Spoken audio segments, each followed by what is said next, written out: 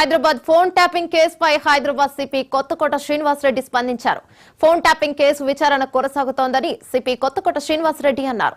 సమయం వచ్చినప్పుడు అన్ని వివరాలు వెల్లడిస్తామని ఆయన తెలిపారు. పొలిటికల్ లీడర్లకు నోటీసుల వివరాలు త్వరలో వెల్లడిస్తామని సిపి కొత్తకోట శ్రీనివాస్ రెడ్డి అన్నారు.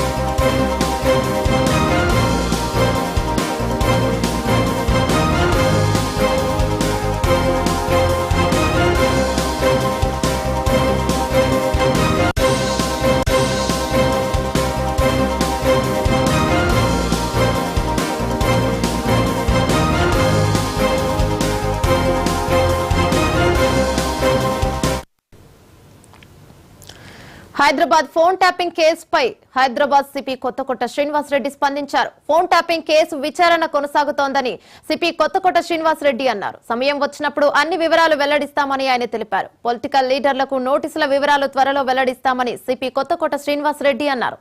దీనిపై మరింత సమాచారం అందించడానికి మా కరెస్పాండెంట్ మధు లైన్ లో ఉన్నారు. మధు, చెప్పండి. దర్యాప్తు ప్రాసెస్ అన్నది చాలా వేగవంతంగానే జరుగుతుంది. పక్కా ఆధారాలు సేకరిస్తున్నామంటూ కూడా కొత్తకోట శ్రీనివాసరావు ఫోన్ ట్యాపింగ్ కు సంబంధించి చాలా కీలకమైనటువంటి వ్యాఖ్యలు చేశారు. First time Kothakota Srinivas phone tapping పైన స్పందించారని చెప్పవచ్చు. ఇప్పటి వరకు కూడా అరెస్ట్ అయినటువంటి వ్యవహారం అన్మోరో రానున్న కాలంలో ఎవరెవరికి నోటీసులు ఇవ్వబోతున్నాము అనే దానిపైన పూర్తిగా కూడా త్వరలోనే ఒక సమాచారం అందిస్తాము.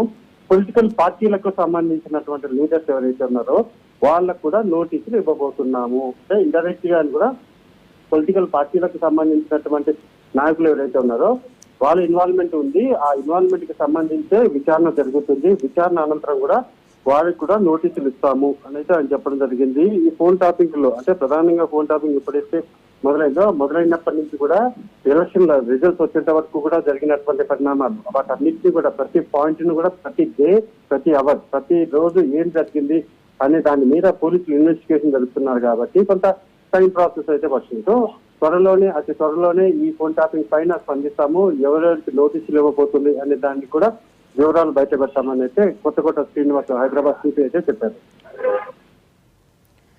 Thank you Madhu.